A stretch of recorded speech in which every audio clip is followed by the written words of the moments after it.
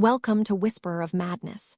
If you're enjoying the story, consider liking the video and subscribing.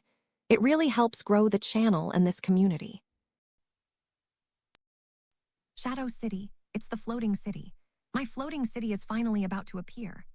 The skeleton-lick Ilio burning gaze was fixed on the core of the spatial storm, the fire in his eyes blazing brightly. Rumble.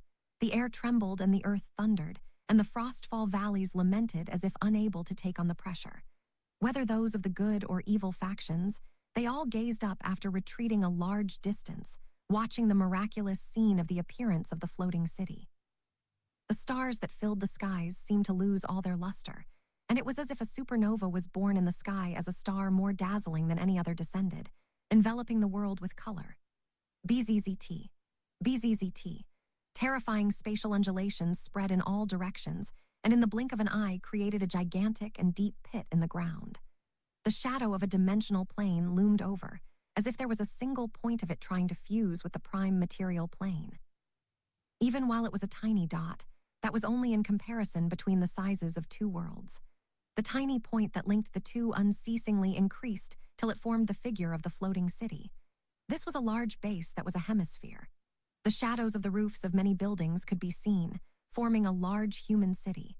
In the Nether Arcanist era, the floating city not only was the main area for Arcanists, but also a large city and social hub. It could easily fit 100,000 people without it getting crowded. The four elemental planes seemed to have opened a special energy channel as immense energy surged and whistled forward. It was as if the end of the world for the Western Desert. If not for there being few people here already, there might have been a terrifying catastrophe or deaths here. After goodness knew how long, the astounding storm finally dissipated, and everything calmed down. A dark shadow was projected to the ground, hiding the glow from the stars and the moon. Leyland looked up and found a large shadow. This was the base of the floating city. This immense and vast city had now completely descended into the prime material world. Watching the large body of the city as well as the bright arcane runes, the whole world seemed to stop breathing. Deathly silence. In that moment, even the legends on the ground sunk into a temporary silence. Keek, my floating city. Ilio was the first to react, riding his bone dragon mount and pouncing towards the city. Dream on! The legendary paladin obviously could not just watch as he got to the city and soared up high as if stepping on air, body moving rapidly. We're going too!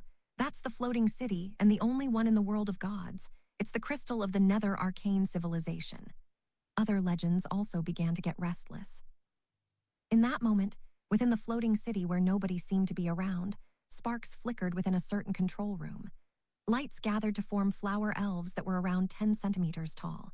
The little faces now looked stiff as they spat out in a robotic tone. Dimensional leap completed. Damage to floating city at 1.77%. Energy consumed at 75.99%. Activating maintenance procedures. After which, a glaring red alarm sounded as a layer of screen projections showed Ilio outside. He had his bone dragon pet fight against the legendary paladin while he headed towards the city, and was right about to enter the city's territory. Discovered intruder. Strength at grade A3, determined to be high-ranked legendary. Activating energy membrane. Beep. Energy membrane damaged at 52.33%, unable to be activated. Change to automatic defensive mode. Activating magic missiles with automatic calibration and firing. With the commands from the intellectual core, the armors at the sides of the floating city opened up to reveal steel cannons that were like a beehive.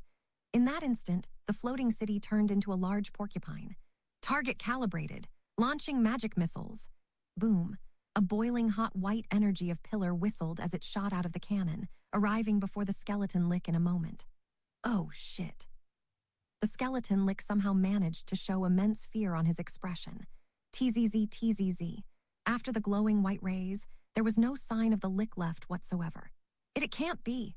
That's a high-ranked legend. The terrifying might of the cannon finally scared off the greedy legends. Only then did they remember what made the floating city so terrifying.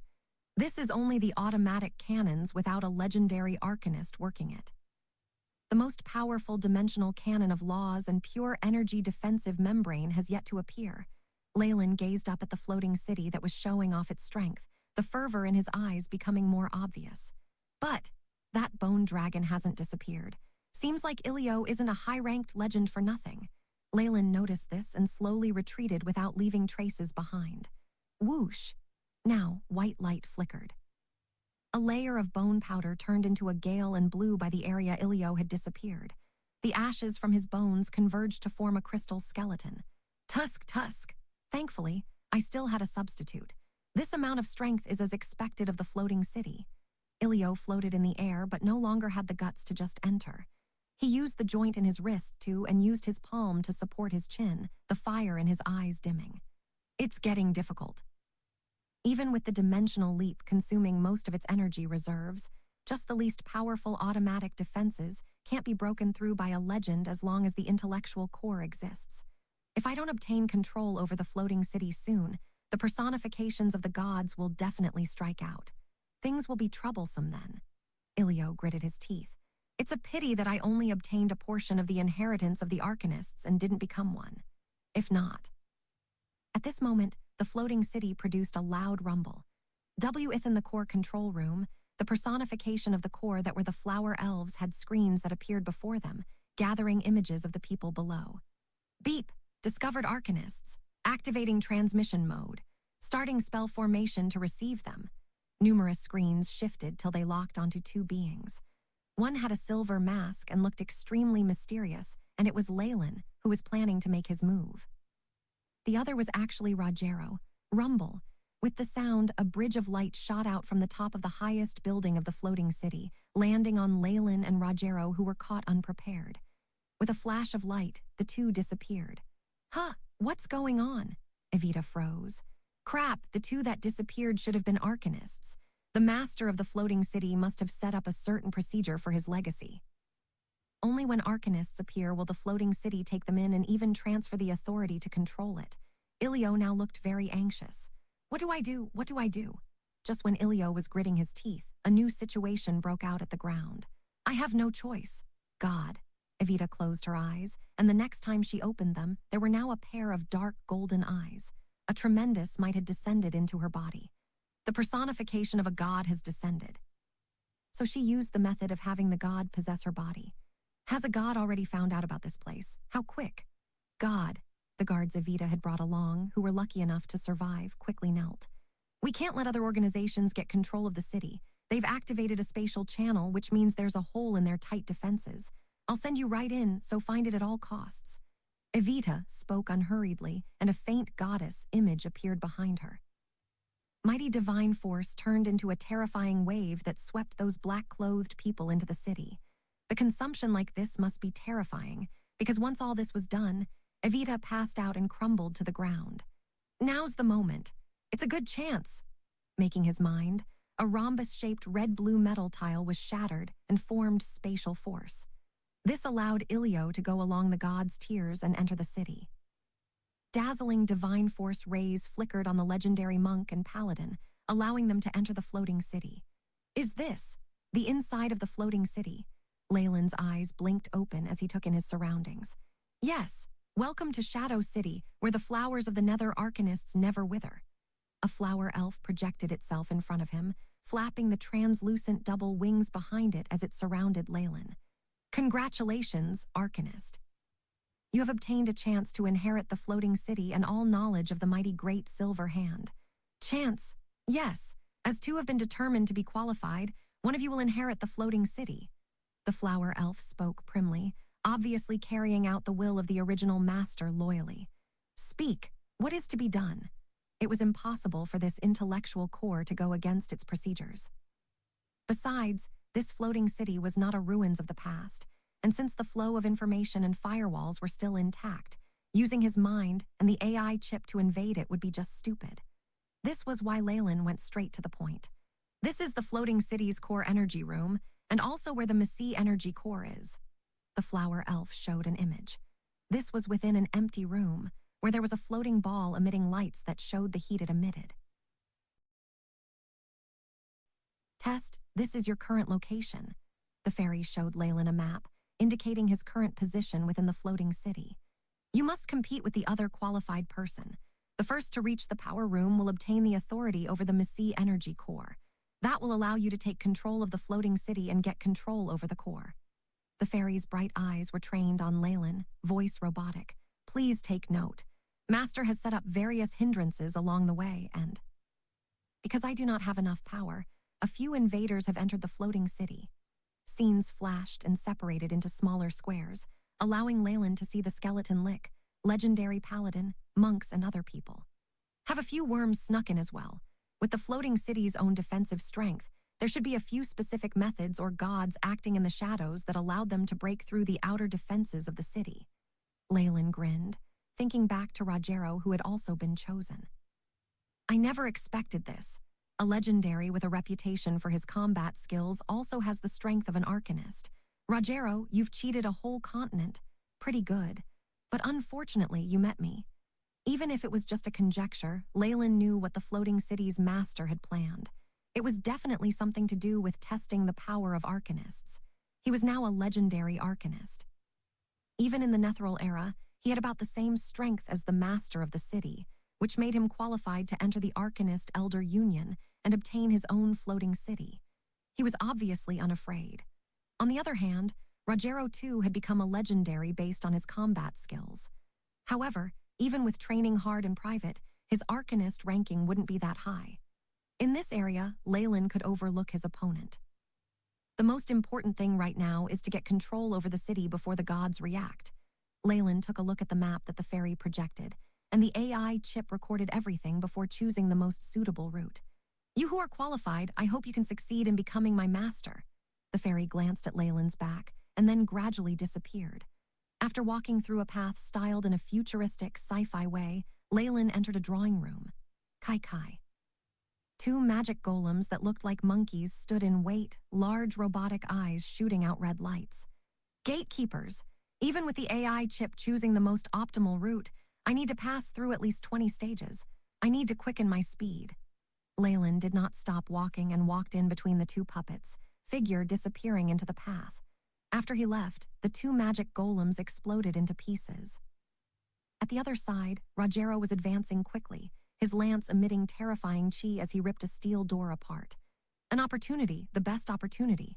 Rogero's eyes blazed. I've hidden my Arcanist inheritance for so long, and I finally have this chance. The floating city will definitely be mine. At this thought, the image of his competitor showed up in his mind as his emitted a bloodthirsty air. I must get the floating city. All who get in my way must die. Compared to the test that the two of them got, the other invaders were treated poorly. Boom, boom. There's so much wealth from ancient civilization, and every single item is priceless. The price of one would be enough to purchase half of a large city. Why do you still keep chasing after me? Ilio turned and yelled, sounding distressed.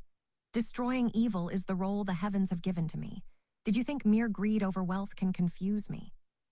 The paladin looked resolute as he followed behind relentlessly, causing the skeleton lick to have to run tirelessly and feel annoyed. Usually, he could just turn back and fight 300 rounds with the paladin. With the floating city and remains of historical civilization for him to explore here, having to waste his energy on fighting caused Ilio to feel his heart bleeding. Just you wait. He knew that paladins had brains like concrete and could only come up with ways to eliminate him. Beep. Detected invader. Automatically activating defense mode. Activating metal golems. Once the two entered a plaza, a robotic voice sounded out. A large gate suddenly opened as a puppet with armor walked out. Many energy fields surrounded it, causing the skeleton lick and paladin to sense immense danger. They could not help but stop in their tracks. It's the metal golem, the legendary golem. The lick sounded as if he was sighing in awe. Such a high-ranked golem is the top secret of the Netheril Arcanists. Wizards now can't create imitations of it. Boom. After this, however, the skeleton lick could no longer laugh. The golem instantly vanished in an instant, and the next time it reappeared, it was behind Ilio, large steel fist aimed at his head. So fast, it's almost like instant shifting. Is this really a golem? Spells flashed continuously at Ilio's body as he quickly set up several bone walls. The bone spurs and bone lances shooting towards the key areas of the golem and bringing with them great gusts of wind. Crackle. The many attacks reached the defensive surface layer of the metal golem and created sounds like rainfall, and then scattered. Rumble. Ka-cha. The golem cared not for these attacks and raised its huge fist, preparing to strike at the bone wall.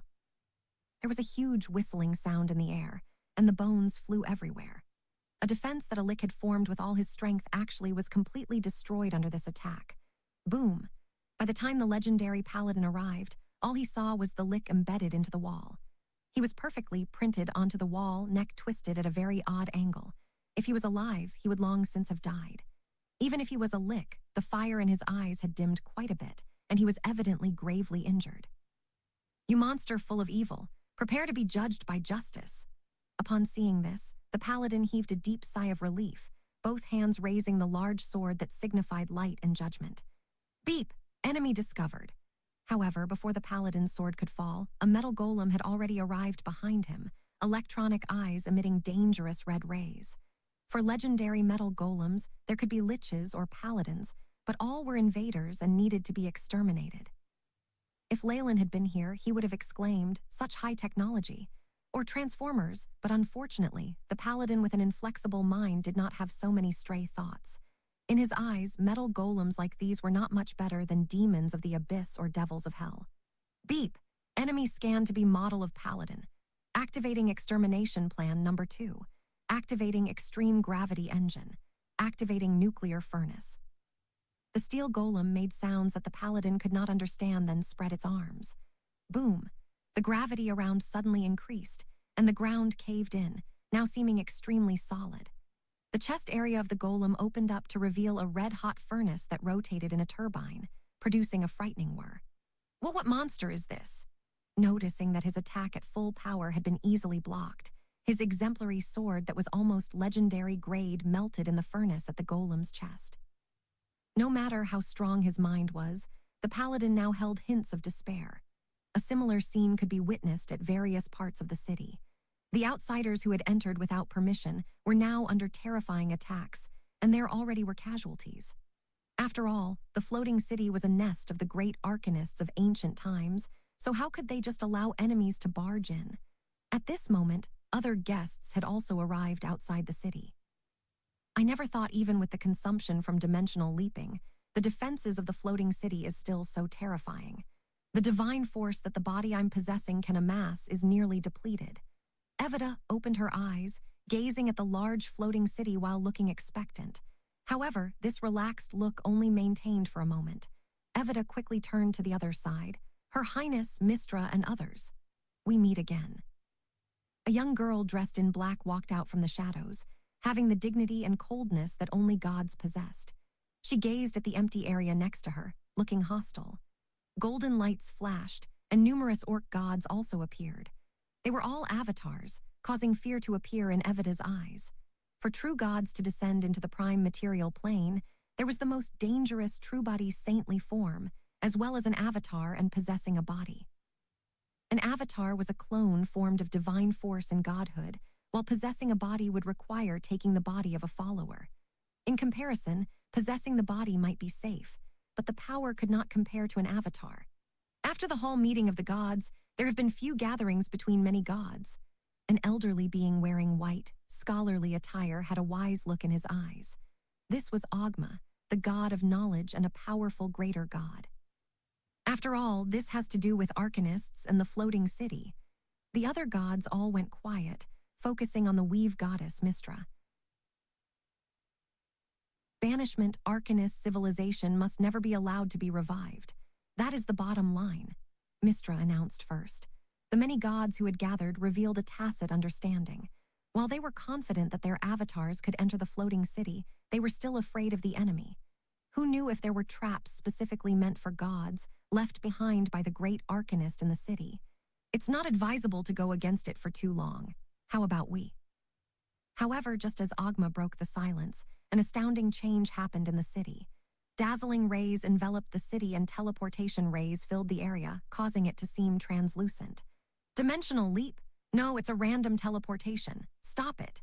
The many gods quickly made their moves, using powerful divine force to form a golden sealing web. However, they were too late. The floating city completely vanished, leaving behind gods exchanging gazes. A while ago. Near the core power testing room, Rogero stared hard at the blue test tube in front of him, looking nervous. The expectations that the great arcanist had for his successor are a little too much. Even as a high-ranked arcanist, it's still too difficult to successfully brew the mild blue light potion.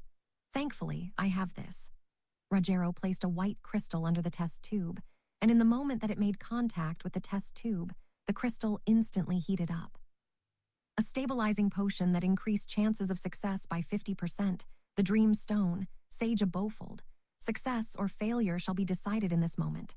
Rogero took a deep breath and placed another pipette at the mouth of the test tube. If the potion turns blue, that means it's a success. If not, it's a failure. There's only one step till I get the inheritance.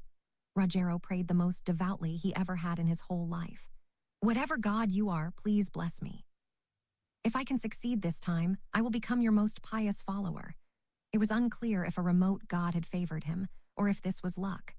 The moment after the pipette dripped a bit of the potion, the entire test tube began to boil.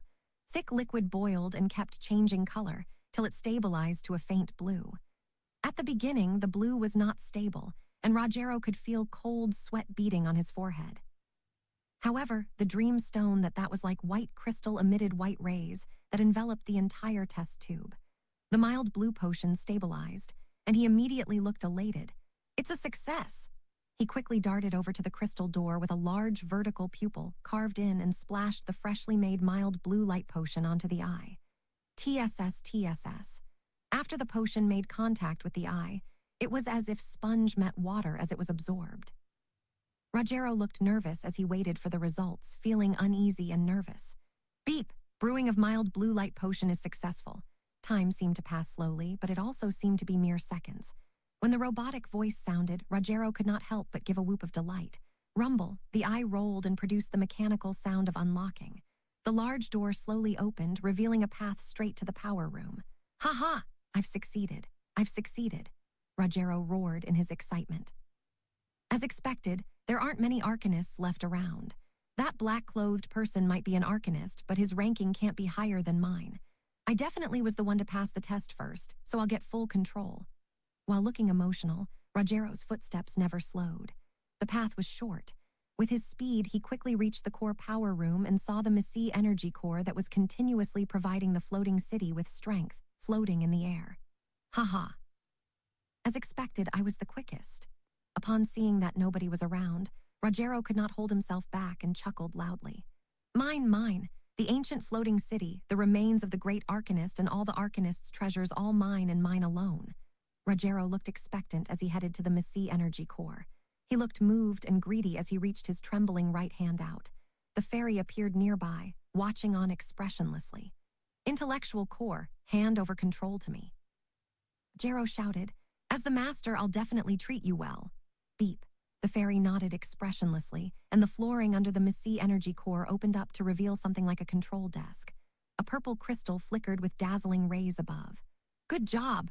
Rogero laughed heartily and his right hand reached forward. However, just a centimeter away from the purple crystal, something happened. Glaring rays surged and enveloped his body. These were spell rays from a teleportation spell formation. The high-ranked, legendary arcane spell, Dimensional Banishment. No, mine, my everything. Rogero looked unresigned as he vanished, leaving behind his voice that echoed in the empty secret room. Aha! He took so long to get here. I waited so long. A transparent human figure walked over from a corner of the secret room. The illusion on his body gradually disappeared. This was Leyland. He was now yawning, looking nonchalant. He couldn't even recognize the dimensional banishment trap. To think he was a high-ranked arcanist. Looks like there's something wrong with his inheritance. I'm pretty sure it's incomplete. But even if he recognized it, the way to get rid of this legendary spell is for it to work once. He made me wait for so long. Leyland looked dissatisfied. Only a legendary great arcanist like you can detect the arcane spell trap that Master set up. The fairy now bowed low to Leyland. While I'd already confirmed that only you, who is also a legendary great arcanist, can take over the city that is the glory of the Netheral era, I had to do this for procedure's sake. Please be understanding. It's nothing much. Proceed with the transferring of authority, please. There might be more variables from the passing of time. Leyland headed to the control desk. The dimensional banishment spell had now been completely removed. The Magus energy core. Rumors have it that any item that touches it will be hit with something like a legendary disjunction spell and crumble into numerous particles. How powerful can this be? Leyland sighed, right index finger touching the purple crystal. Beep! Confirmation of qualified person, beginning transferring of control. The fairy cooperated with the operation. Leyland felt that his self linked with the entire city, and that it seemed to become part of his body, and he could even see scenes of the invaders. Beep. Obtained control over floating city. Supplementary scan ongoing. The AI chip's voice sounded. With its help, Leyland could easily control the floating city. In terms of his proficiency, he immediately reached the level of the original owner. The energy reserves are at less than 50%, and there are also divine force undulations detected outside. Leyland looked at the report and frowned slightly. Fairy, begin preparations to teleport floating city. Activate concealing spell formations and spatial location confusion spell formations, Leyland commanded. Understood, Master. The previous master always called me Shaylin, but you can call me something else. The exquisite face of the fairy broke out in a smile and carried out his order. Also, send me to these locations. I still need to take care of a few worms before teleporting. Leyland waved his arms high-spiritedly, but at this moment his expression changed. A strange beast skin scroll automatically floated from his dimensional pouch. The seals that Leyland had put on had all cracked. The Missi energy core emitted terrifying energy undulations, creating a pillar of light the size of a thumb at the middle, shining on the scroll all of a sudden. The energy that could break up all matter did not cause the scroll to be damaged, but the luster on it grew more dazzling as it slowly opened up. It revealed an arcane spell model that was so complicated it was terrifying. Beep, discovered high-rank arcane spell model. To scan, the AI chip asked. Yes. With Leyland's order, the AI chip immediately scanned and recorded the model, after which the scroll seemed to be done with its mission and rolled itself back. As expected, this scroll isn't something dead but contains some will of distorted shadow. In Leyland's tests, the scroll obviously sealed something amazing. If it were opened suddenly, it might result in terrifying contamination or curses. But now, under the radiation from the only Missi energy core in the continent, this seemed to be the correct way to open it. He had been given a terrifyingly complicated arcane spell model. This! Leyland took a look at the AI chip's taskbar. As the spell model was exceedingly large and difficult, the effects and abilities still needed time to be deciphered. The only thing Leyland could confirm was that this spell had a very high grade. The price for all these arrangements and even giving me my bloodline ability is finally showing itself. Leyland looked solemn, but his eyes were now full of bloodlust and violence all mixed together. What are you standing there for? Teleport quickly. Leyland yelled at the fairy, who seemed to have been scared stupid. Annihilation. Leyland knew the principle of equal exchange. However, seeing some of the tricks Distorted Shadow had pulled on the sly, he was left in a bad mood. At this moment, he decided to vent all of his anger on the intruders. The teleportation light shone, and Leyland's body vanished. As for the intruders in the different parts of the floating city, they were about to meet their maker. It was a complete mess at the arcane field. The metal golem's head was missing a huge chunk and the right arm was ripped off. As for the energy core, it stopped functioning completely. Even though it stood still, but that malevolent and dangerous feeling still radiated from its body, striking fear into the hearts of others. Pant, pant, thank you. The legendary paladin half knelt on the ground in the middle of a pool of blood. He was grievously injured. Cough, cough, saving someone from dying and banishing evil. Cough, cough. Is what we were born for. This was the monk from before, but his injuries were far more severe. His chest had already lost a huge piece of flesh, and blood flowed from his lips endlessly. Even with the constant healing spells, it was impossible to restore his body to a fighting state. The floating city is really this strong. Just one metal golem and it's so troublesome. The paladin sighed, apprehension still in his eyes. He fought a bitter and losing battle with the golem earlier. If not for the sudden appearance of the monk, who used his tough body to take on most of the hits, he would have died a long time ago. Hey, hey! And me? Why haven't you thanked me? The crystal head of the skeleton lick began to chatter. Under extreme danger, he put all past feuds behind him and chose to team up with the other two. After an arduous battle, they had won, but this demon was unlucky, left with only its head intact. At the moment, the paladin gritted his teeth and stood up before walking over. Banish all evil. Damn, we were allies mere moments ago, how can you just about face? The lick began to wail. Help, save me. In actuality, he wasn't afraid at all. As long as his phylactery survived, he could resurrect after death. It just required a very long time. Forgive me. Even if we work together to eliminate evil is my calling. The paladin stood in front of the lick, holy light forming a sword in his hand. Scram! Teleportation light flashed at that moment, and the paladin grew stupefied as he was knocked away. I'm in a very bad mood right now. Tell me, how do you all want to die? Leyland walked out in the silver mask, looking at the 3 injured people like a god of death.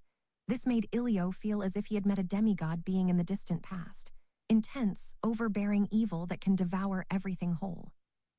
It's that legendary from the evil camp. Now that he has control over the floating city's teleportation portals, does it mean that the authorization has been handed over to him? The crystal skull on the floor tumbled several rounds before stopping. The dark fire in its eyes stopped flickering. What an intense evil. The magnitude now is countless times more than before.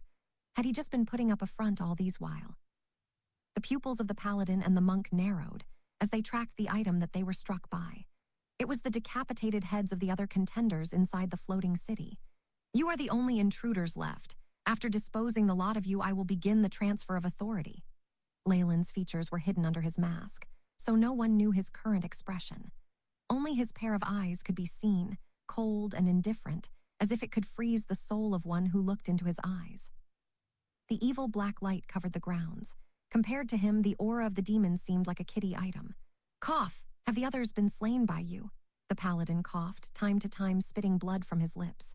Most of them had perished under the arcane traps. As for the rest, they have been done in by me. It's only you 3 left. An icy killing intent was prominent in Leyland's voice. Suddenly, he appeared behind the legendary monk. You possess the most threat amongst the 3 of them. So, let me invite you to go to hell. Leyland's right hand seemed to turn into a pair of devilish claws which tore through the hardened defense of the monk, reaching for the heart directly. Erg! Before this trip, I felt the restlessly during one of my meditation, as if some great evil was about to be born. Hence I followed my heart and was directed to the western desert. Droplets of blood dripped down, momentarily taking away the pain seen on the monk's face. He inhaled violently, as if pacing back and forth through death's doors. I originally thought that it was the descent of the floating city which would bring great destruction to the world, but I know now it was due to your existence. The monk struggled to force the words out of his parched lips. Too much nonsense. Leyland clenched his fist, and the monk's heart was shattered into countless bits. Dead. The paladin in Ilio's eyes dimmed, as if seeing something unbelievable happening within minutes. Even if I have to ignite my soul, I have to stop the evil in this world. The next moment, the monk's eyes, which had dulled violently, opened, and emitted light rays even stronger than the sun. His right palm now took on a golden hue as he gently pushed out. The force felt even stronger than being crushed by a mountain, and even the air was pushed away. It was unstoppable. Legendary technique, Vajra's palm. Boom. The golden palm pushed through the phantom behind Leyland's back and turned the construct behind into smithereens. You're not bad, huh? Old man, is this the legendary ability, life after death? You are indeed a powerful and gifted monk. Even after your body is destroyed, you are able to sustain life for a period of time. The monk's life was extremely tenacious, and now with this legendary ability, even if his heart was taken and having sustained grave injuries from before, he could still produce such a might. Giving your all to beat me, huh? Why do I feel like a final boss like the great demon king in the novels of my past life? Leyland squinted his eyes and saw all of the righteousness represented behind the palm of the monk. A pity that an attack of this magnitude, it's not enough to hurt me. Leyland mocked as his nostrils flared. Let me put you into utter despair. The floating city can never land in his hands, if not the world will enter even more suffering. The paladin now too struggled to get up. The final holy buff. Radiant rays shone on the paladin and stopped all of his injuries in their tracks. Very soon, a sword made of light appeared on his hands. In the name of righteousness. The paladin held his sword up high, the energy swirling into a violent gale. Divine intervention. The radiant sword made of holy light carried the intent of killing as it sealed Leyland's retreat route. Blazing point, Vajra's palm. The monk ignited all of his life force into blazing fuel. The palm, which covered the skies, seemed to be able to incinerate anything in its path. The demon Ilio, who was lying at the side, had an extremely unsightly expression. He knew that against this wave of destructive attacks, if he was in Leyland's shoes, there would be irreversible damage caused. I've already mentioned it. There's no use. Under Leyland's mask, there seemed to be lamentation. Right now, I am not someone you guys can oppose. Against these ultimate attacks, Leyland indifferently raised his hands. Time, be still. Sue, at this instance, the dust stopped in midair and the air grew thick and dense. Even those attacks which could destroy heaven and earth were stopped. Buzz. After Ilio regained his consciousness, he only saw the two corpses of the other two legendary being shattered into pieces. That moment earlier. No, this is an arcane spell at the legendary rank. The divine ability of the legends that can stop time. Only legendary ranked arcanists can cast this spell, Time Stop. He is actually a legendary ranked arcanist. Haven't people of this caliber perished a long time ago? Has he survived since the Messi period? The dark flame in Ilio's eyes continuously flickered, as if struggling with his thoughts. The performance that Leyland displayed earlier had scared him. I can only stop time in this region. It's still a mile away from fully controlling time. However, power like this is still extremely intoxicating. It is indeed an arcane spell from the limits of rank 8. I could even feel a strand of the laws of time. Leyland exclaimed inwardly before walking to the demon. Subjugation or death? Subjugation. Ahahaha. Ha, you're very strong at the legendary arcanist level and also control the floating city. However, to want me, skeleton demon, one who has a kingdom of undead army, one who has survived 3 holy wars and participated in numerous holy wars that even gods had transcended and used human vassals. Me, the great demon king Ilio, to subjugate. Ha. As if hearing something hilarious, the mouth of the skull continuously clacked, evidently in a mocking tone. Is that right? Leyland spoke blandly, leaving Ilio unamused. Leyland had been of good mind to take him under his wing. After all, this was a legendary expert who could fight many experts at once. He was a treasure trove of knowledge and a talent in the research of spell models. Most importantly, he was aligned evil, so there was a possibility of him aiding Leyland. All right. I'll admit that you are very strong, but so what? As long as you're unable to find my phylactery, the most you can do is kill me. Ilio put on a front like a dead pig who was unafraid of boiling water. Nope, I can choose to seal you for eternity and prevent you from committing suicide and therefore resurrecting. Leyland's shoes stepped on the crystal skull. Ilio immediately discovered that his connection with the weave had been completely disconnected. He could not even kill himself now. Wait a minute. Under such extreme terror, Ilio finally let up. After all, being sealed was not a fun thing. Moreover, if there weren't anyone to break to seal later on, it was equivalent to dying. Although I could have coaxed you, but you gave me a pretty good suggestion. Leyland smiled as he sealed the crystal skull, mockery in his eyes. Phylactery, huh? As the highest achievement of a necromancer, the Lick had chosen to store his soul into the phylactery and obtain eternal life, as long as the phylactery was intact. Even after death, it could resurrect through the phylactery. As for the phylactery, it was the most protected secret and the life essence of the necromancers. They would store it in the safest of havens, some even with detection and prophecy-type spells. To put it in another way, if the phylactery was in the hands of another, the Lick would be completely controlled unless it sought death. It's unafraid because of the phylactery, huh? Leyland stroked his chin. With the techniques in the world, finding the phylactery of a Lick necromancer is extremely difficult. But in the field of soul research, Leyland had obviously surpassed the world of God's standards. After all, he had the accumulation of knowledge from a completely different world. Moreover, in this demonic life transfer, he saw many familiar things. This type of life transfer, together with soul transfer and also arcanists. No, there are traces of Magus spells in this. It seems like the wizards here have absorbed some knowledge from the Magus world. Although I don't have a spiritual connection to the Magus world, I can still identify traces of it through this clone. Not to mention I have dreamscape vision to peer into its most innermost thoughts. Leyland now looked at Ilio in pity. He couldn't kill himself even if he wanted to. Through the Messi core, Leyland teleported into the control room. Master! The flower genie flew to Leyland's side and rested on his shoulders. The intruders have been completely wiped. Energy required for the activation of teleportation portal is complete, the flower genie reported in a rather upbeat tone. All right, begin to move. Make sure to mask the coordinates of the space. I don't want those gods to find me. Leyland waved his hand before beginning to operate the teleportation system of Floating City. The way Leyland handled the operations expertly left the flower genie blushing. The other gods are arriving now. Too bad they're late. Leyland smirked as he looked at the screen monitor. He operated the Floating City and easily broke through the seals of the gods, disappearing from the Frostfall valleys. He actually got away. Ogma's avatar looked at Mistra as a golden light flashed in his eyes. Prophetic spells are not working. It seems like the person is very used to the functions of the Floating City. To be able to control the Floating City this quickly, he must definitely be a great arcanist. I never thought that someone from the Messi period is still around. It's a problem that you must handle now, Mistra.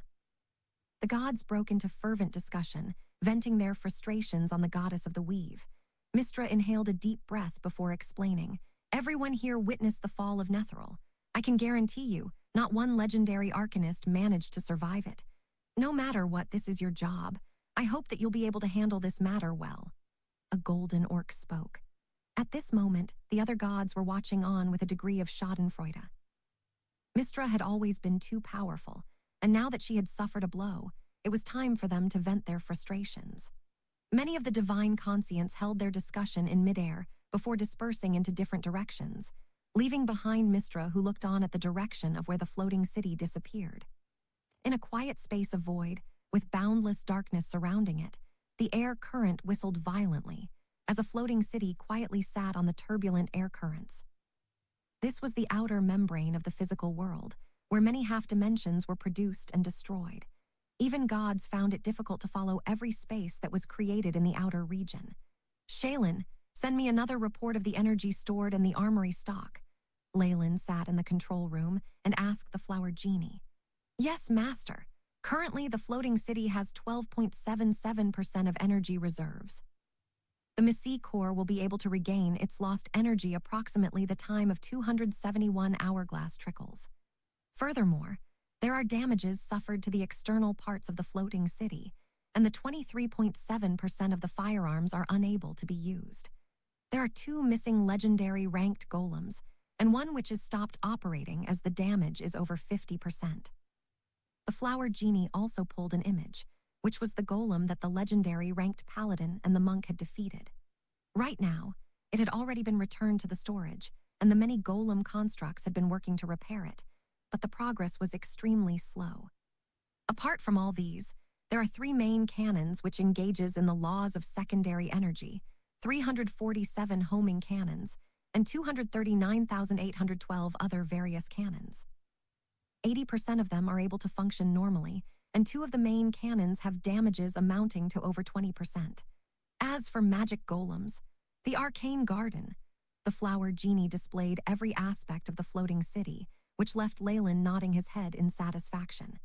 This is really a fortress which can rival that of a divine kingdom in its prime. However, it's not as its full capabilities yet. The floating city now had suffered damages, and its energy reserves were lacking. Leyland would definitely not choose to use it now to war gods with casualties on both sides. He had a better use for the floating city. Master, that lick has woken now and kept crying about wanting to see you after sensing something, the fairy reported. Oh, it seems like he has realized it. Bring him in, Leyland beckoned. Seconds later, a golem walked into the hall with loud thudding on the floor. It carried a giant silver tray. On this tray lay a crystal skull, artistic like an ornament with 2 dark glows in its eyes. Skeleton Lick Ilio, will you finally subjugate? Leyland toyed with a purple gold coin in his hands as he asked in a teasing manner. My phylactery, how could you find? The Lick wailed. He might have very well attacked Leyland if not for the seal. Ilio, I have to admit this is rather clever. You made the phylactery a metal coin of nobility, and even put it in the hands of a coins collector. It took me some effort to find him and to have it handed over. Leyland raised the coin in his hand. It was an ancient coin from the previous dynasty, and there were archaic carvings on the edges. The previous owners had kept it with great care, and the reflection of the light on the coin was dazzling. Nobody would believe that this was actually a phylactery of a lick. Leyland had read some journals of necromancers constructing their phylactery into everyday objects, some even into pebbles at a seabed, that they could never find it again on their own. While this could prevent their enemies from finding it, but if they were casually picked up and destroyed, their life would be over. Compared to them, Ilio's method was much more ingenious. The value of the purple gold coin was extremely high, often representing 100 gold pieces in the previous dynasty. Now it had become a valuable asset for coin collectors, and every of its owners would keep it in a good condition. However, even after so much preparations, it was futile before Leyland's soul-searching method. It's not important how I found it. So, subjugate or die, Leyland added. Even if you don't agree, I will be able to turn you using the phylactery into a golem. This means is enough to deal with another legendary. If you did that, my life force would be stripped almost to nothing, not to mention that summoning me to the front lines has the greatest risk of me dying. Do I even have a choice? Ilio muttered and grumbled, but he still chose to serve. Great Arcanist, master of the floating city, I, Ilio, will pledge my allegiance to you. Distorted shadow, great. Leyland clapped and removed the restraints on Ilio. Since you've chosen to be subservient to me, then we're on the same side. There's no need for a contract or anything like that. That's what Leyland had said, but he nonchalantly kept the phylactery into his dimensional pouch under the desolate gaze of the lick. Compared to any promises, this was the ultimate restraint. With the phylactery, Leyland had plenty of ways to make Ilio wish he were dead. He knew full well that Ilio would never dare betray him. On the other hand, if he were to just give the phylactery back to Ilio, it was unclear what would happen. I will give you part of Grade 2 control over the floating city. From here on, you'll focus on maintaining the arcane gardens and the golems. Shaylin will transfer the information to you soon. Leyland waved his hands. Since Ilio was now his subordinate, it was natural that he use the lick as much as possible. After all, this was a scholarly-type wizard, and was probably very useful if nurtured. Ilio laughed wryly in answer. If this were in the past and he had countless information as well as authority over the floating city in front of him, he would definitely go crazy in his elation. However, if the price was losing his freedom, that was a little too much. Understood, Mom Master. Shaylin. After Ilio left, Leyland commanded the intellectual core. While he's submitted already, it's still necessary to monitor him.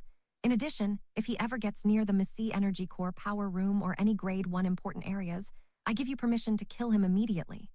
Recorded into main procedures. Shaylin looked to have human emotions, but in essence was an intellectual body formed of a bunch of codes. Her primary goal being to carry out her master's orders, she never hesitated when it came to Leyland's orders. I want some peace now. After taking care of all these matters, the floating city was now far from danger and under Leyland's control. It was only now that Leyland finally had some idle time. After the flower elf, Shaylin left, it completely went silent. Only the arcane spell lights emitted tender rays of light. With a flash of silver light at his right hand, the scroll Leyland had obtained from the Netheril ruins appeared.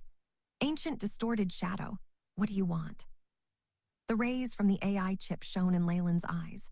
AI chip, how's the research on this going? After getting control over the city, the Messi Energy Core's tremendous power had seemed to unseal something in the scroll and given Leyland a terrifyingly complicated arcane spell model to him. Leyland had been using the AI chip to decode it, and only now did he get some idea of what it was. Beep. Progress of arcane spell model analysis at 100%, displaying quantified information. After which the complicated numerical data of the spell model showed itself before him. Arcane spell name, Karsus, Avatar. Rank 12 arcane spell, effects. Allows the caster to substitute the weave goddess and take over control of the weave. Minimum requirements, Great Arcanist, 100% analysis of level 7 weave. Description, this is a mysterious arcane spell. With the caster's understanding of the weave, its might changes. Grasping it allows you to become a powerful higher god in an instant. An arcane spell that surpasses even a legendary arcane spell, allowing me to become a powerful higher god in an instant. Leyland's eyes widened, and he stroked his chin, smiling slightly. Interesting? How? Interesting. An arcane spell of this grade was obviously not something developed by those great arcanists, but a spell of the Magus world that a peak rank 8 like Distorted Shadow could design. This arcane spell model already is out of the domain of arcane spells. It can only be explained with spells from the Magus world. It's at least a powerful rank 7 spell, Leyland muttered to himself. Even his main body only grasped one rank 7 spell, which was alternate world incarnation, which already had an astounding effect. It's at least a rank 7 spell there. If the caster's understanding of the weave has reached 100% of level 9, that would make this a rank 8 or 9 spell in the Magus world. Leyland gasped in awe, allowing the spellcaster to replace the weave goddess and obtain control all of the weave. What was this? Based on the rankings of the Magi, that would be like making a Morning Star Magus a peak rank 8 Magus in a moment. That was might comparable to Distorted Shadow, Nightmare King, and the Mother Core. But can a frail spirit and mind take on such power? The only probable outcome would be getting control of the weave and becoming a greater god for a moment, and then dying from the tremendous amount of information and energy being transmitted over. It'll be like a child who decided to touch a high-voltage power grid. Leyland now looked grim. Even if it's my main body of a semi-rank 7 Warlock and help form the AI chip, I'll only barely be able to control the weave. Due to a difference in my godhood and divinity, my path will be contaminated and be corroded from the conscience of the other gods. But at least I finally know Distorted Shadow's intentions. So he wants to destroy the weave. Even after death, a peak rank 8 Magus still could leave behind a conscient and not disappear even after hundreds of thousands of years. With a slight chance, he could be revived. Distorted Shadow seemed to have been setting up this plan before and even given Leyland great benefits at the Nightmare Island. That had made Leyland feel very uneasy. Now, he finally understood what Distorted Shadow had been planning. His goal was to destroy the world of God's weave. Hee, you really think rather well of me. Leyland knew that besides being a channel for wizard spell slots, it was also used for the priest's divine spells. The moment he showed his intentions, he would not only be viewed as an enemy by most wizards, but the weave goddess would immediately become his mortal enemy. The other gods would also not be willing to give up the convenient channel of faith through the weave. This meant he would be going against the whole world of gods. No wonder he chose me. Aside from an outsider like me, even devils or demons wouldn't be willing to do this. His eyes twinkled as he grabbed the beast hide scroll. Unfortunately, I won't be a pawn for you. If I do become one, I'll do it as the player. Ancient Distorted Shadow, did you think that your conscient could keep following me in the shadows? Leyland spoke in the Magus world's ancient Byron language, voice hoarse and activating a trace of the power of laws. After which, a formidable sealing force enveloped the hall. This was power he had from controlling the city, HSS. With immense support from the city and seal from another world, Leyland finally showed off his full strength. A Targaryen figure as large as a world appeared behind him. Rumble. In the remote, faraway Magus world, Leyland's mighty semi-rank 7 body that had been in a deep sleep caused a Magnitude 8 earthquake and opened a slight channel, transferring streams of bloodline force over. HSS. A terrifying Targaryen with a single horn, devil-fleshy wings, and in 2 claws appeared behind him. There seemed to be slight changes to the Targaryen. There were now traces of dark red fog surrounding it, and its scales were turning dark red. In its eyes that were like stars, there was a blood-red line had seemed to form a third eye. Did you think that I wouldn't notice you doing something behind the shadows while I had bloodline power planted in me?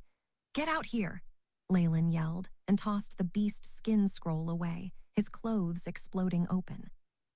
Traces of black blood that had been contaminated streamed out from his pores. A distorted black shadow appeared in the sky, numerous tendrils at TH's eyes. It seemed to want to hold onto Leyland, but with Leyland's yell and sudden powerful bloodline force, was forced out. Zew! There was a sharp whistle in the sky, and the shadow that was Distorted Shadow clashed with the scroll, and then began to burn with phosphorescent green flames. The flames slowly turned black, and a distorted human figure soon appeared. We finally meet. The ancient Distorted Shadow. Leyland panted slightly, but he now felt extremely comfortable. Even his soul seemed to have been refreshed, and his connection to his followers' prayers was now more distinct, as if he could produce divinity at any moment. TSS. Your body and spirit fuse perfectly with bloodline force, TSS. No wonder the nightmare chose you. Ancient spiritual force sent over this information, similarly using the ancient Byron language. Isn't this great? There's no exploitation whatsoever. We're conversing on equal grounds. Leyland watched distorted shadow in front of him. The Targaryen behind him spitting out's tongue, bloodline force created a dense armor over him. TSS. Warlock, I need you to destroy the weave. In return, I can give you all the inheritances of primordial magi. He seemed to know that Leyland would be difficult to deal with, but more importantly, was aware of the terror of the powerful isolation force of the floating city. He gave up on conspiring anything and proposed a trade on equal grounds. Fine, but I will choose when it will be done. Leyland did not give even an inch. What is inside the weave? I can somewhat guess, but I need you to confirm it. Back to the north, Leyland observed the trace conscient of a peak rank 8 existence. Your goal is to revive yourself, right? What does that have to do with the weave? There are 3 layers to the weave. The outermost layer is the channel for all spell slots. The inner weave is a network of faith and divine force for the gods. Lastly, there's the core, which is the ultimate seal where the gods have sealed conscience like me inside. That's also the largest hindrance to us reviving. Distorted shadow sent a spiritual undulation. Seal at the core, conscient fragments, so that's what's at the heart of the weave. Leyland's eyes narrowed. In that case, there should be many other conscients sealed inside. Boom. After goodness knew how long, distorted shadow automatically dissipated, and the beast hide spell scroll also completely vanished. This was just a dead conscient, and after showing himself, he could not maintain himself for long. The seal on the floating city was released, and Leyland sank into deep thought. Revival. This seems to be getting more serious. Now, he felt that he had made contact with the greatest secret of the ancient gods' battle that led to its dusk. From what was known in the Magus world, the world of gods had buried numerously mighty ancient magi of laws, causing huge damage to magi organizations and leaving them no choice but to withdraw from the world of gods. If those rank 7 gods already had the possibility of revival after falling, then this was even more possible for ancient magi of laws. Rank 8 and peak rank 8 existences were already beginning to attempt at containing the laws of space and time in their bodies. Even if they were to fall, their true soul could still sleep in the long river of time and space and wait for a chance of revival. They would leave behind many conscients and make arrangements to give themselves another way out. In the world of gods, which was the battlefield of a large war, this would definitely happen. Hence, the gods had worked together to develop the weave. Using power of the entire world, they had gathered all the conscients of the fallen magi and sealed them at the deepest parts of the weave, and even formed the weave goddess to guard over it. However, even though the gods had done their best to scour through the world, there were definitely still some that had escaped. Distorted shadow was the largest one that had gotten away. Now, after tens of thousands of years, distorted shadow had finally found a Magus suitable to deal with this situation.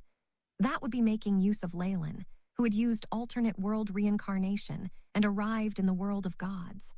The moment he used Karsus' avatar, the weave goddess would immediately fall. Making use of his temporary hold over the weave, Leyland could destroy the seal of the gods and let out the conscience of the ancient existences of laws. Dying here in ancient times and still leaving conscience behind and wait for a chance at revival. These are all at least rank 7 magi of laws. Leyland stroked his chin, clicking his tongue as he imagined this. While they're a bunch of dead people who are powerless, the mystery of magi can't be easily understood by the gods. They can probably regain much of their strength in a short time or even completely revive. That would mean the reappearance of the ancient final war. His plan is great, and he seems to have something planned not just in the floating city. Leyland's lips quirked in a smile. Unfortunately, he met me. Initially, with distorted shadows laws, he could entirely cast the power of distortion by making use of the conscient and energy in the scroll. That would cause Leyland to unknowingly walk the path that distorted shadow had determined. It was a pity that even the peak rank 8 ancient Magus, distorted shadow, knew nothing about the existence of Leyland's AI chip. His main body had reached an unimaginable level and could discover the Magus and even expel him, therefore allowing him to have the upper hand. Now, the key to starting the final war once again and letting out the conscience of numerous existences of laws were all in Leyland's hands. The main body of distorted shadows had already fallen, and much of his conscience were sealed in the core of the weave. With Leyland, he could only try to make a trade and entice him to doing what he wanted. It was a pity that Leyland had no intentions of letting them out. I'm too weak. My main body is only a semi-rank 7 Warlock. When it comes to battle might, I'm only comparable to a rank 7 Magus of Laws, and I'd find escaping from a rank 8 existence to difficult, much less those peak rank 8s. Leyland evidently knew himself well. The world of gods was like a playground for him now. Why would he divide it and hand it over to others? In addition, these methods of causing a life and death struggle would definitely result in an all-out counterattack from the gods. Leyland wasn't so eager to please the Magi that he would do this. But if I don't do anything, those ancient Magi might do something desperate, so I need to give them some hope. Leyland's eyes darted around as he came up with a plan. Having this Karsus, Avatar was an important deterrence and meant that he could turn the tables at any moment. Even if his identity was found out or leaked, then he could just move on. When faced with a threat like this, it was probably the gods who were more fearful. But this is only in the worst-case scenario. I have to focus on becoming a god first, Leyland pondered inside. He knew clearly what his path was. While he was merely a semi-rank 7 Warlock, successfully becoming a god and receiving his main body to descend here would definitely allow him to advance to a whole new level. I've made all the theoretical preparations. I just have to wait for energy to be poured in.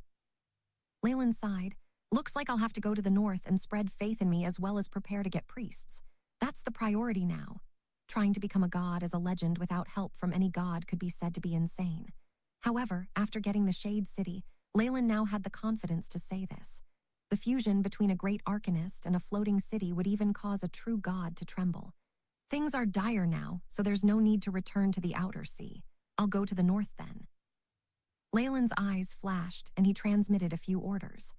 The Shade City that was in a spatial turbulence rumbled, and like a huge warship that was 10,000 tons heavy in the sea, split the waves at both sides and pushed the elemental turbulence aside.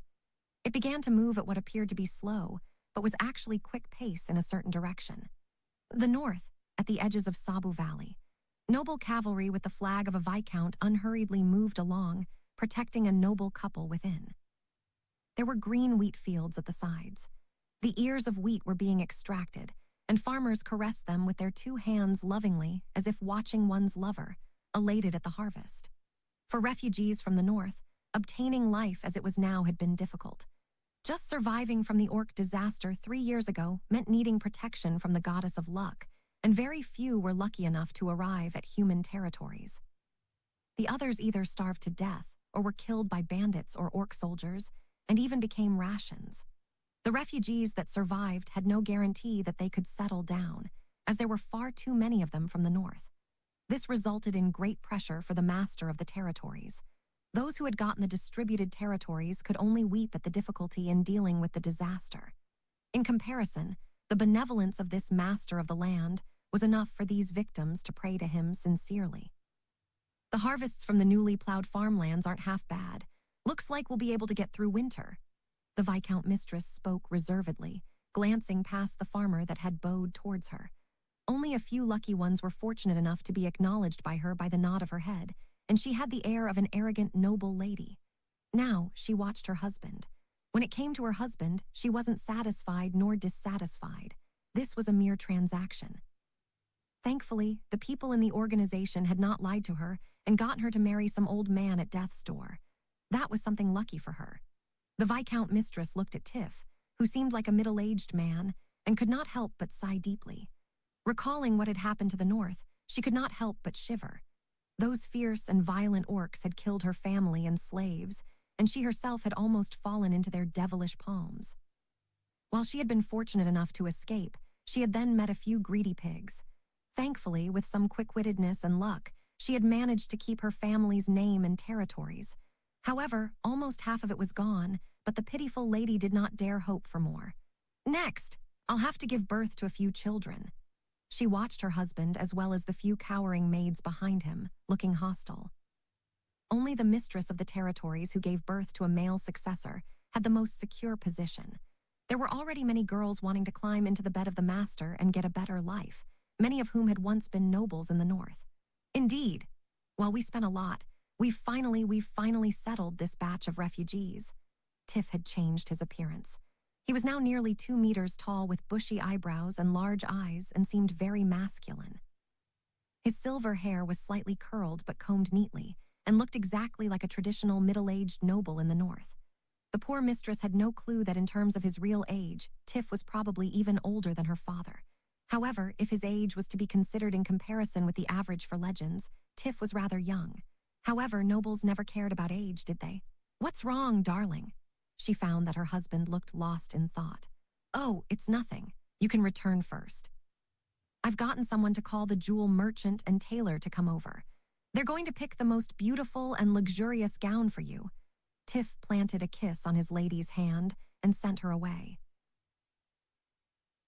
Education, although she knew her husband was hiding something from her, Tiff's mistress still listened to him. Tiff had great power backing him, which caused her to feel slightly afraid. With the ability to forcefully snatch something from the northern nobility, he wasn't someone she could spy on. "Let's go to the village office." After she left, Tiff brought his soldiers to a building near to the village. This was the village office, the building Tiff provided for public use. He could take orphans in here, many of which were refugees.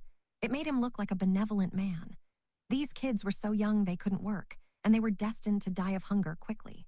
Usually, nobody outside of the churches would take them in, and the disaster in the north had created an uncountable number of them. The few churches alone wouldn't be able to take them all in. A black-robed person with a silver mask was standing in front of the village office's wooden door. The moment he saw this person, he greeted him without hesitation. If anyone else saw the Viscount calling someone master, they would definitely gape in shock. Someone with the authority to have a Viscount bend the knee in a bow was a great noble, at least a marquis. However, the knights behind Tiff did not even blink as they did the same. "Master." Most of them were trusted aides that had personally battled with Leyland before. There were also a number of subdued devil worshippers, so they obviously knew who Leyland was. "You're doing well, Tiff." The person who had arrived here was obviously Leyland. Through the astounding speed at which Shade City had moved in the spatial turbulence, he arrived in the north quickly and arrived at his base. From all he had seen and heard on the way, he was rather pleased with Tiff's recent work. "Everything is going as per Master's instructions," Tiff answered humbly. "Let's enter together." "I want to see what you've achieved." Leyland waved his arms, entering the office with Tiff. On the way, there were children, teachers, and nannies around bowing towards Tiff. By the looks of it, he had amassed a great reputation. In private, Tiff continued to transmit to Leyland. "In order to avoid the priests and reduce expenditure, we only have 5 village offices like this. We've taken in almost 1,000 children, and the average age is from 9 to 12, which is the prime time to educate them." Tiff now brought Leyland to a window, through which many yellow wooden desks and chairs could be seen. Tens of young girls listened attentively as a scholar taught. There were simple letterings on the blackboard, which meant this was a class to teach them how to read. This scene immediately had Leyland recalling the schools in his previous world. In addition, after seeing that we're giving them an education, some peasants have gotten their children to come and listen as well. I've agreed to that. Leyland listened closely, nodding occasionally as he saw the glint in the children's eyes within the classroom. That was hope. After studying for a while, the children who are believed to have the aptitude and perseverance will enter the higher grade. Tiff brought Leyland deeper into the office. Nearby, Leyland could sense undulations from powerful beings monitoring the area, which meant security was tight. Divine Studies is a class about the gods.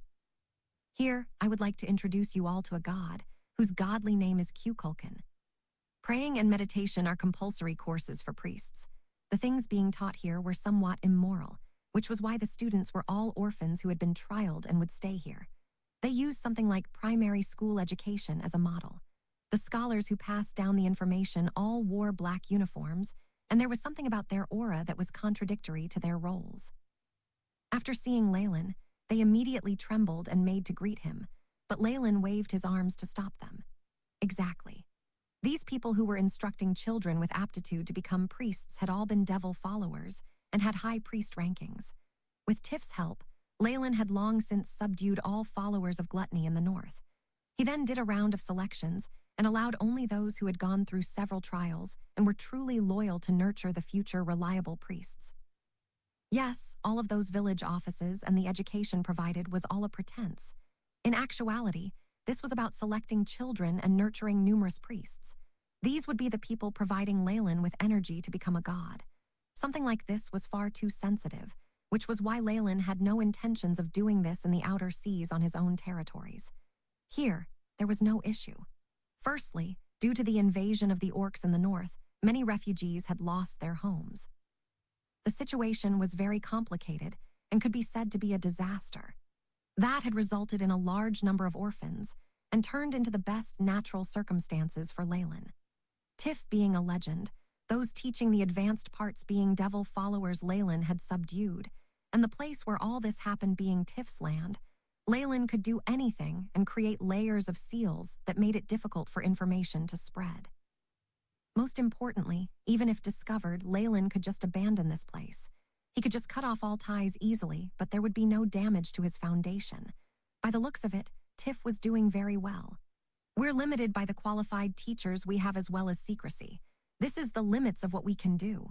Tiff looked a little ashamed, evidently because he was unable to do more for the feathered serpent god, Kukulkan. That's all right. You're already doing very well. For the gods, the faith from priests was an essential part. They were beings that would be the prime mode of communication with followers, which was why they were very important. Outstanding priests had to be learned scholars and even needed to have some grace. Whether it was the peasants at the bottom of the hierarchy or nobles who were all about poise, they needed to be able to deal with all these people well. These were all seeds. Once the church stopped being in the shadows and came to the light, the other students might not become priests, but they could also be workers at the church. They would be the core strength of the church. In this age, it was not so easy to have elites who possessed knowledge. If loyalty was required as well, then there was no way but to nurture them the whole way. The inverted image of the Targaryen appeared in Leyland's eyes, causing Tiff to kneel reverently. My divine class has been expanding and is beginning to touch upon the domain of slaughtering. The prayers should also change slightly, including information to do with killing. Leyland now looked very much like an oracle, like some powerful being had possessed him. Understood, my master. You are the stars in the sky and the serpent of the world that will devour everything. Murder shall be your sharpest sword. Tiff had lived for many years after all, and with just a moment, he managed to come up with a prayer. This was obviously something temporary. There would need to be divine scholars and high-ranked priests to discuss and refine it before leaving it to Leyland to make a decision. After all, this was something important and could even change a god's domain, as well as the start of a godly war. However, Leyland was now doing something very sneaky anyway, so he couldn't really care less. Notify me once everything's confirmed. Also, prepare a quiet room for me and then summarize all the information gathered regarding the North. Understood. Tiff respectfully withdrew, though his eyes now showed his excitement. Is he finally making a move? He had always been the most enthusiastic about expanding the feathered god, Kukulkan's organization. While he had tried his best to hide it, taking in 1,000 children and providing them with the chance at an education was astounding. With some hidden context, the nobles of the North were now fearful. In the shadows, there was already a powerful resistance both in the shadows and in the open. Tiff knew that it was impossible if he wanted to expand here. The only method would be to force the way through.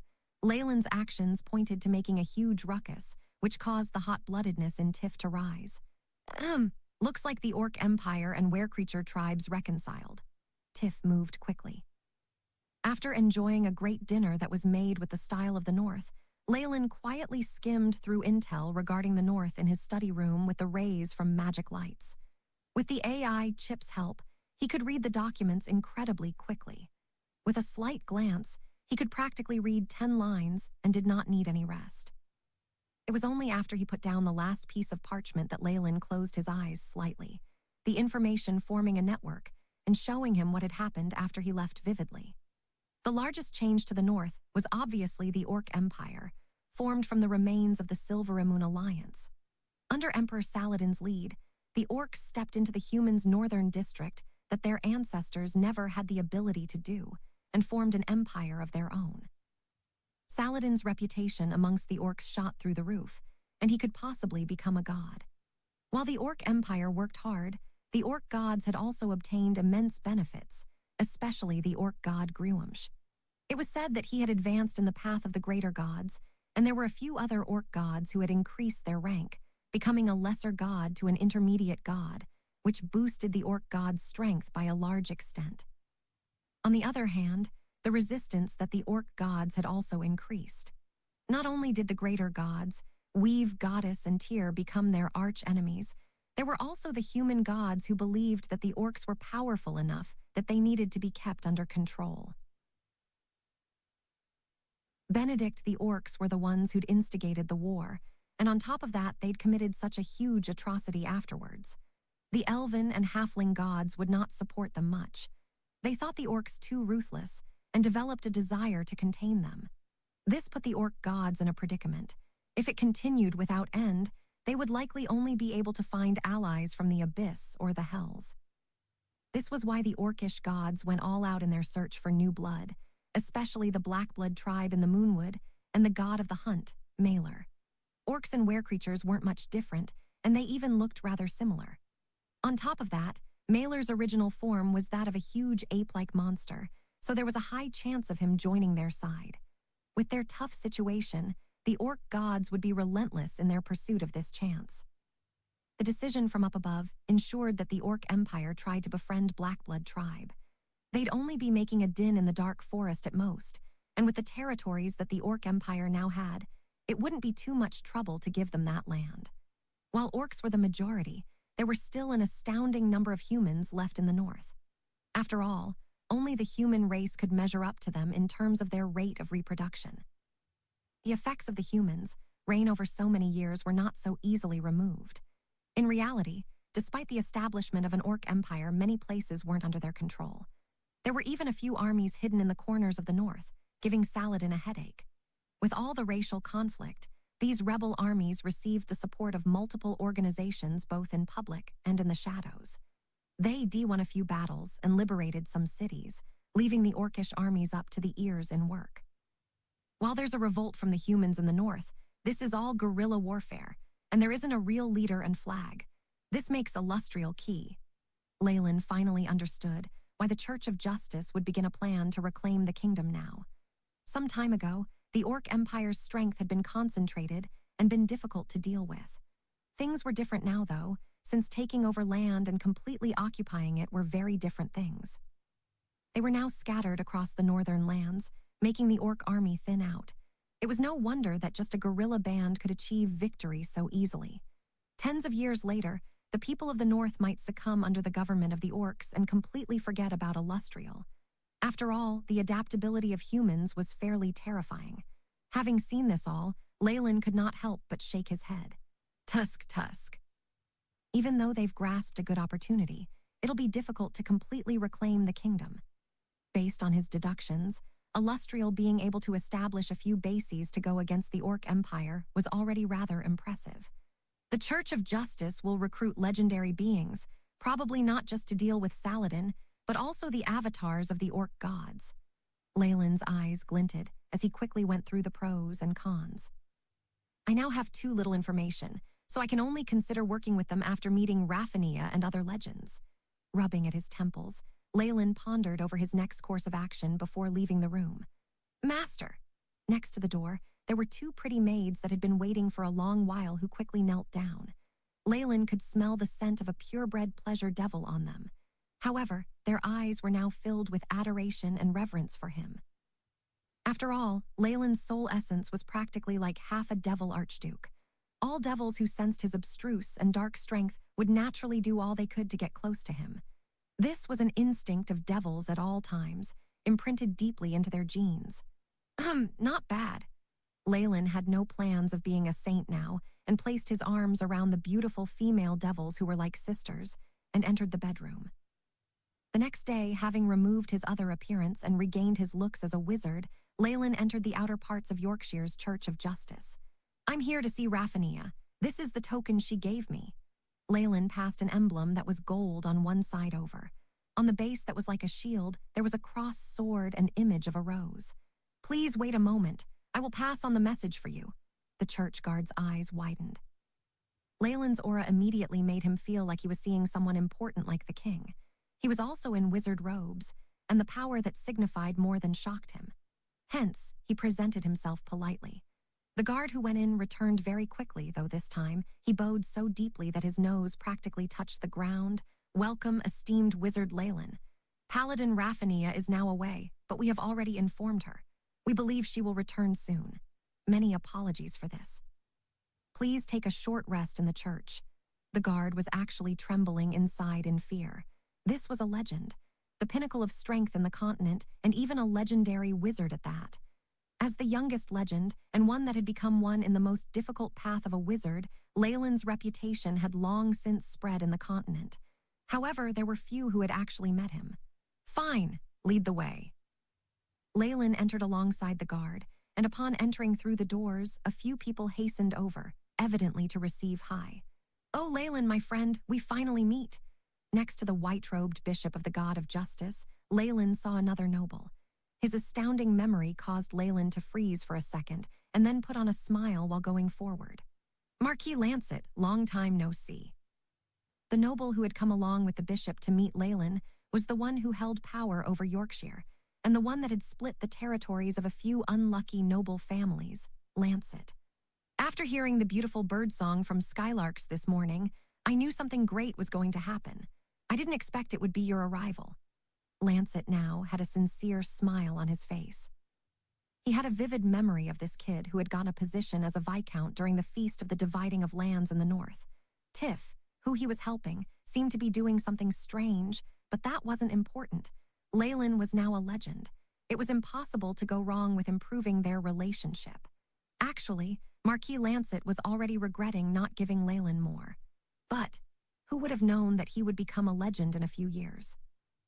Lancet observed Leyland's young face, removing the jealousy deep in his heart with some difficulty, and then smiling brightly. Also, this is a bishop of the god of justice, Scholar Benedict, who's also a friend of mine. I express my deepest gratitude for Sire's determination in offering yourself in the name of righteousness. The refugees suffering in the north will never forget your contributions. Benedict's voice was kind and resolute, and there was a glint in his eyes unique to those willing to die for their cause. Leyland had no qualms that if Benedict were to be told that his death would save the lives of all commoners of the north, he would kill himself without hesitation. It was pity that the people who were the most resolute were also the most troublesome. I'm only here because of a promise with Raphania. Whether I'll make my move at the end, and when I do it is my freedom. Leyland had no plans of being careless with this and answered, causing the atmosphere to turn cold in an instant.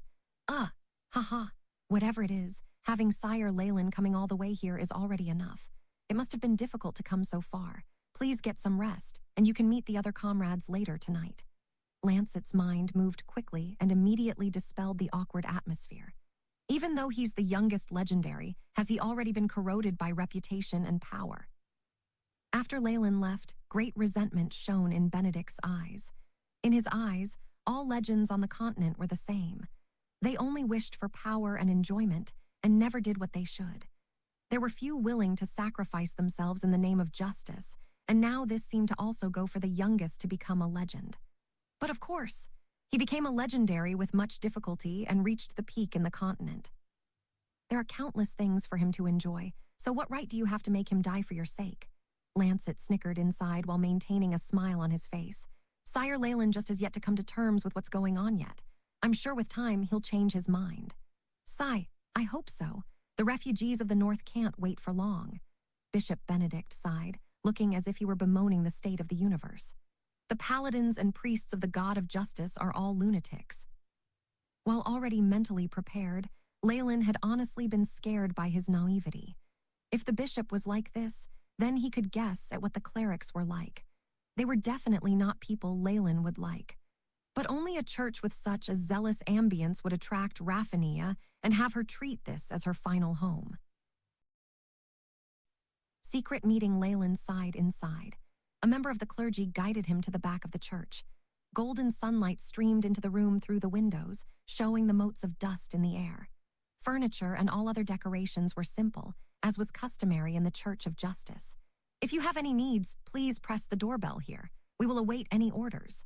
Also, the meeting with the other lords will be after dinner. Paladin Raphania will arrive very soon. The servant that had brought Leyland in withdrew and closed the door. Raphania came quickly. After all, Leyland was a legendary, and it was necessary to show him the required respect. Unfortunately for such a moronic paladin, Leyland had no common topic to discuss with her. After enjoying a simple dinner, Leyland was guided to a small drawing room. A few masters with powerful auras were lying in wait. "Are these the other legendaries?" Leyland nodded and headed inside. The room was rather small. There was a bright red fur rug on the ground as well as a fireplace that was blazing brightly. However, there was no scent of smoke in the air. While this was the north, the room was still as warm as if it were spring. You must be the rumored wizard from the outer seas. Leyland, right? You really are very young." Leyland's entrance immediately gathered their attention. A long-haired woman wrapped in a red mink fur coat stood up with a kind smile on her face. "Besides us old geezers of the north, you arrived quite quickly." She was evidently a legendary, and from the elemental domain power around her, she was a legendary wizard. "Let me introduce myself. My name is Lillian, and next to me here is the paladin of the god of justice, Sire Patrick. Next to the fireplace is the protector of the north, the legendary druid, Alleger." There were very few legends in the room, numbering only 3. The Queen Illustrial of Silveramoon and her chief scholar, Blue, were not around.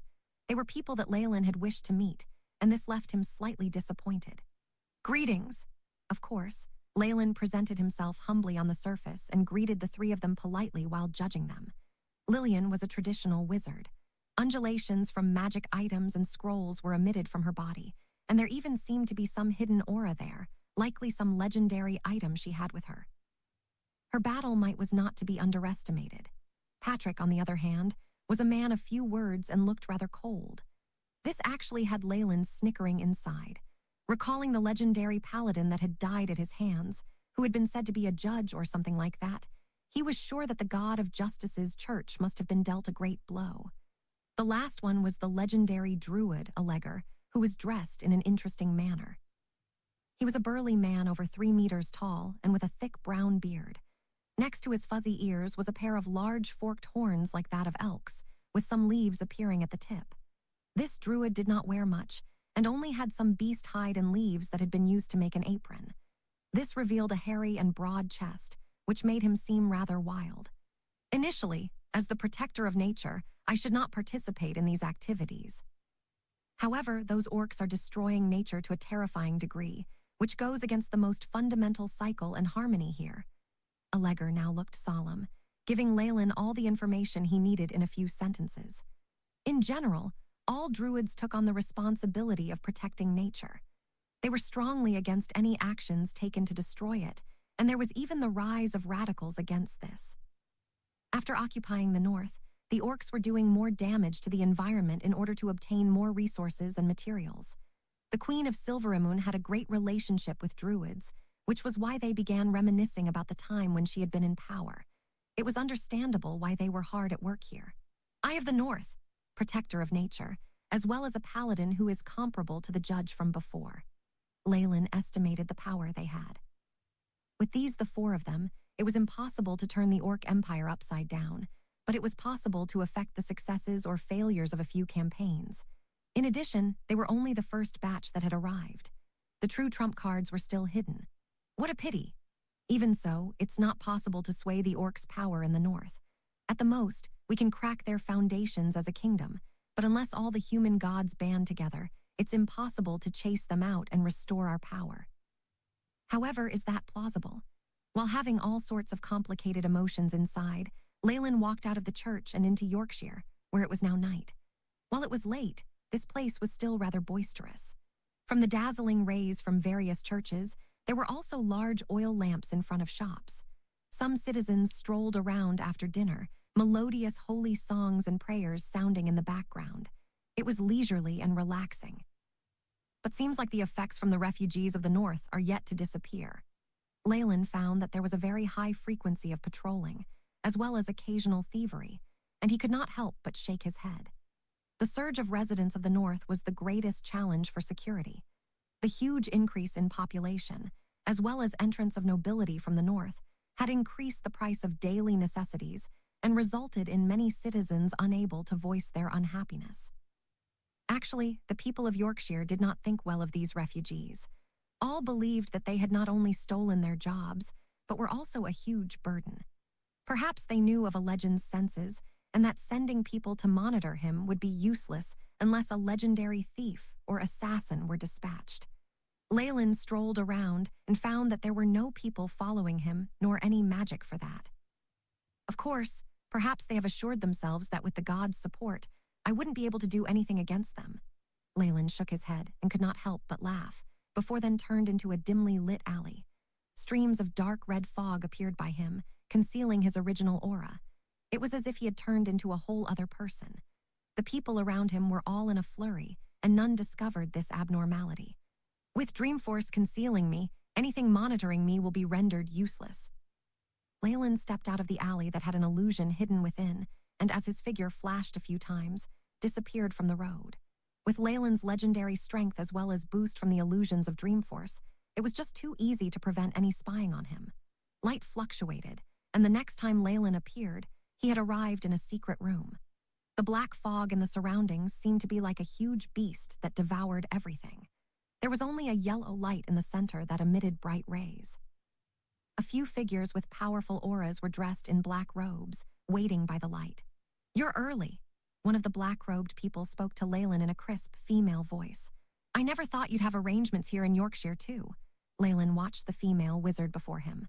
Under the light, she had removed her disguise and revealed her original appearance. This was the legendary wizard he had just seen, Lillian. "Why did you transmit a message to me right before leaving? And there's these people." Leyland looked suspicious. While this legendary wizard had looked normal during the meeting before, she had suddenly sent him an address at the end, wanting him to come here alone. There were also other powerful beings, and every one of them was a legend. A gathering like this was definitely not for some sort of banquet. "I've already set up multiple isolating spell formations. Even if it's a god, none can discover our conversation unless their true body were to descend." Lillian spoke with a smile, eyes seeming to burn. "Do you still not know the reason why we legends have gathered? What great plans could there be when a group of legends had sneakily gathered? If profits were the largest priority, then what could attract these exemplary beings would be ascension to godhood." Leyland knew this full well and smiled. "Well then, you haven't introduced me to them yet. Keek is a little brat who just entered our domain capable of plotting with us." At this moment, a black-robed person standing next to Lillian snickered, sounding like a ghostly owl in the night, causing hair to stand on end. Boom! A tremendous and cold deathly aura with great pressure attacked Leyland in the next instant, like raging waves.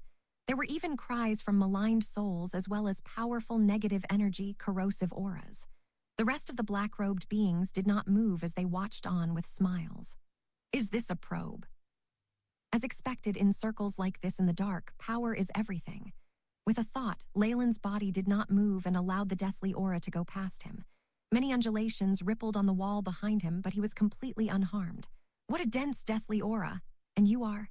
Leyland then smiled at the stunned, black-robed person and asked. "You're capable," he declared, but did not make any more movements. Evidently, he found Leyland worthy.